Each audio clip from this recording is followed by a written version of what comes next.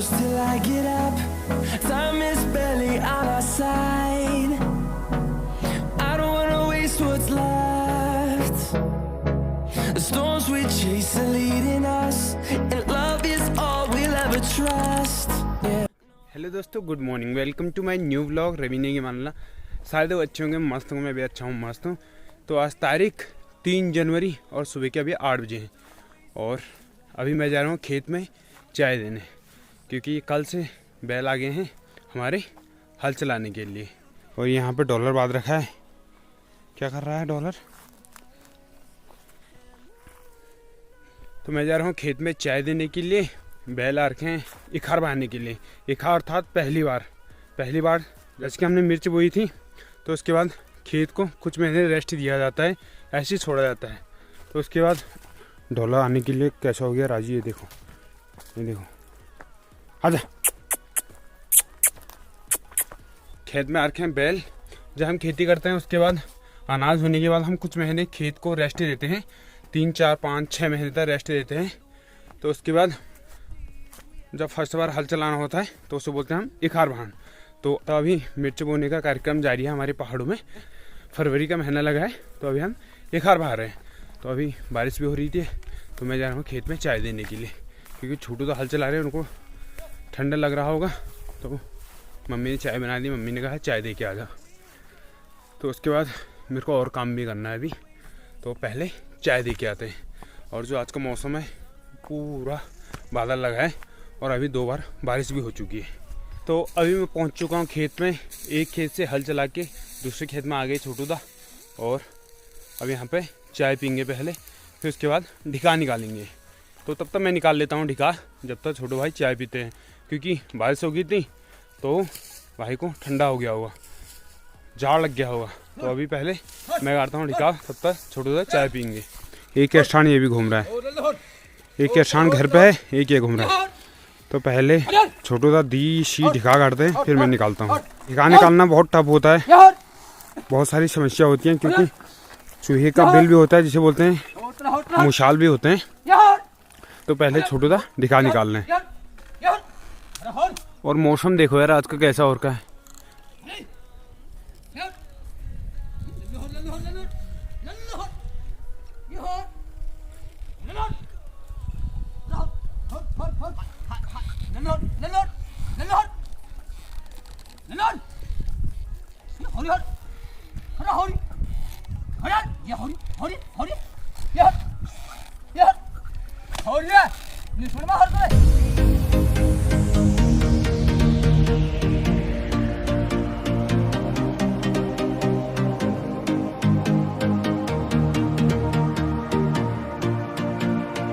तो अभी छोटू दा चाय पी रहे हैं और मैं तो घर से पी के आ गया हूँ चाय।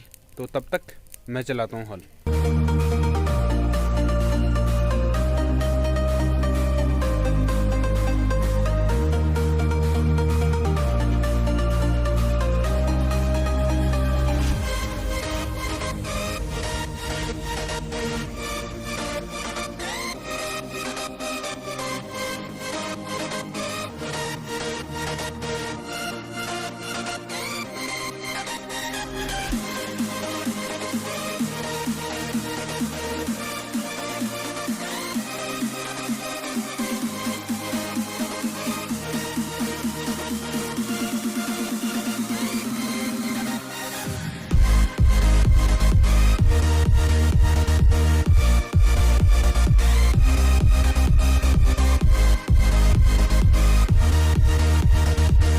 तो अभी छोटू दा ने चाय पी लिया और अभी अब छोटू दा हल चला रहे हैं और अब मैं दूसरे खेत में।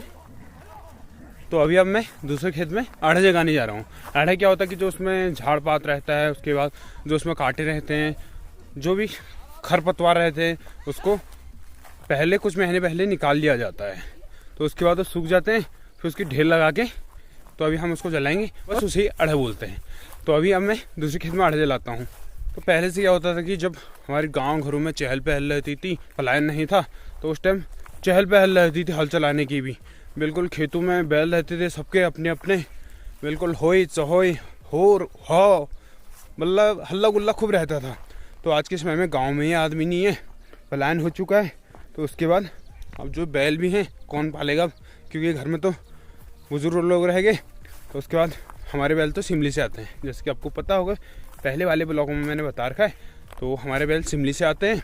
नहीं तो पहले से इतनी चहल पहल रहती थी कि हर एक के खेत में बैल रहते थे, चाय भी ले जाओ, भले ही कम कम मिलती थी लेकिन मज़ा आता था। जो तो साथ में चाय पीते थे तो मज़ा आता था, क्योंकि जहाँ पे ज़्यादा आदमी आते हैं तो वहाँ पे मज़ा ही कुछ अलग आता है।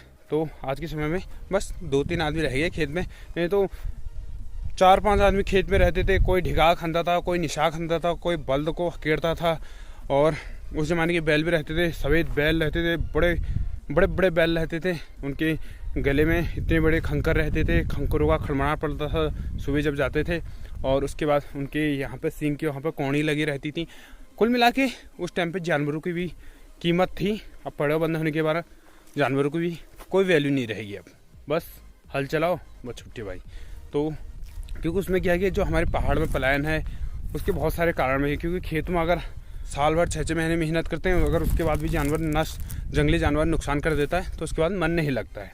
तो कुल मिलाकर जो पहले से हल चलाते थे और उसके बाद जो होई चोहई भोर भो हल्ला गुल्ला रहता था खेतों में, उसका मज़ा ही कुछ अलग था। बस यार एक जो लगाने के लिए हम जो स्कूल पढ़ते थे उन्होंने जो जो लगाने का एक अनुभव रहता था ना, बहुत अच्छा रहता था। बस तुम ये ढिगा खन दो, उसके बाद तुमको हम जो लगाने देंगे पूरे खेत में, तो उसका मज़ा ही कुछ अलग था।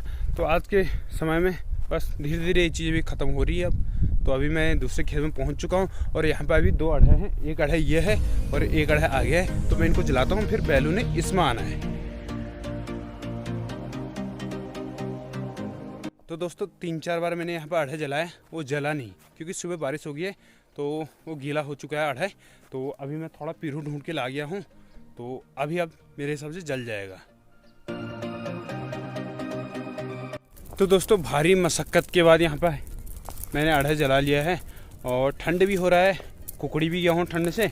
तो अभी यहाँ से आँच भी अच्छी आ रही है। दोस्तों अगर आपको भी ठंड लग रही है तो आ जाओ ना यहाँ पे खेत में, चाय भी पीएंगे, हवा भी बहाएंगे, जो भी लगाएंगे और आग भी तापेंगे और चपोड़ी रोड भी खाएंगे। आ जाओ यहाँ पे मौज करेंगे और मौसम भी अच्छा हो रहा है अभी तो आ जाओ दोस्तों, चपोड़ी रोड खाएंगे। तो यहाँ पर अब अढ़ा अपने आप जलता है। अब मैं जाऊँगा दूसरे खेत में, तब तक यहाँ पर अढ़ा जल जाएगा, फिर बाद में इसको बटोरने के लिए मम्मी आ जाएगी। तो अभी मैं ऊपर चीड़ के पेड़ों के नीचे से पिरूल आ चुका हूँ बड़ी मेहनत के बाद, क्योंकि डर भी लग रहा था फिसलने का। तो अभी अब मैं दूसरे खेत में जाता हूँ और वहाँ अढ़ा जलाता हूँ। अब अभी मेरे साथ ये हो गया कि मेरे कपड़ों पे पूरे लड़ी लग चुकी है कुमरू की, और अभी जो आग है आग के आँच से मुखड़ हाई गया है तो मुखड़ भी लाल। तो अभी आग के आँच से जो चेहरा है ये भी मेरा हाई गया है, मुखड़ हाई गया है। तो अभी अब मैं चलता हूँ दूसरे खेत में, वहाँ पर अढ़ा अपने आप जलता है। ये आपको पता है आजकल हल चलाना लगा है, हवा बहाने लगा है, तो इससे हमारी बहुत सारी यादें जुड़ी हुई हैं। जैसे कि आपने भी अपने बचपन में अढ़ा जलाए होंगे। तो अढ़ा जलाने के साथ साथ क्या होता था कि अढ़ा जलाते समय हम इनको नगाते थे, मतलब इनके ऊपर से कूदते थे, और जब पटाखे होते थे तो पटाखे जलाते थे इनमें। तो एक लट्ठा लेके अढ़ा जलाते थे, बड़े रुचि होती थी खेतों में अढ़ा जलाने की। और जो में बैठने का तो मज़ा ही कुछ अलग आता था, और वो चपोड़ी रोट और पिनाओं का साग, क्या मज़ा आता था खेतों में खाने का, तो मज़ा ही कुछ अलग है कुल मिला के। तो बहुत सारी ऐसी यादें आपकी भी जुड़ी होंगी, मेरी भी जुड़ी हुई हैं। तो एक कमेंट एक शेयर तो बनता ही है। तो कभी कभी ऐसा भी होता था जब हमको हवा बहाने नहीं दिया जाता था या जो लगाना नहीं दिया जाता था तो हम नाराज़ भी हो जाते थे, रुसा जाते थे। तो मज़ा आता था कुल मिला के हवा बहाने में और जो लगाने में और साथ साथ खाने में और ढिगा खनने में। बहुत सारी चीज़ें ऐसी रही हमारे खेतों में हल चलाने की। तो बहुत सारे हमारे यादगार पल रहे हैं खेतों से, जो आज खेतों में जाके याद आती हैं। बस वो चपोड़ी रोट, वो पिनाऊ का साग, वो आलू का साग और वो दही। तो अभी हम 9 बजने वाले हैं, तो अभी मेरे को काम में भी जाना है। तो मौसम क्या है कि पूरा बादल लगा है, कभी भी बारिश आ सकती है। 2 बार सुबह आ गई है तो अभी भी बारिश आ सकती है। तो अभी मैं घर जाऊंगा, खाना खाऊंगा और उसके बाद काम में जाऊंगा। तो कुल मिला के आज का जो ब्लॉग था वो था एक खार बहाने में अड़े लाने का।